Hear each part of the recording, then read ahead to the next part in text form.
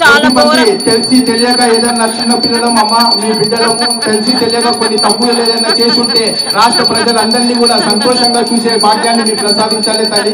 మీ యొక్క కరుణ కటాక్షము ఈ యావత్ తెలంగాణ ప్రజలపైన మరియు యావత్ భారతదేశ ప్రజలపైన ఉండాలని మనసారా కోరుకుంటున్నాం తల్లి.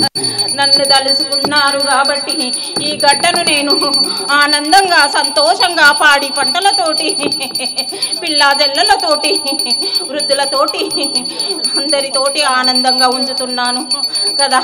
కానీ మీరు చేసే పాపాలే చాలా ఎక్కువైపోతున్నాయి రా బాలుడా. భరించలేనంత బాధిస్తున్నారు మీరు.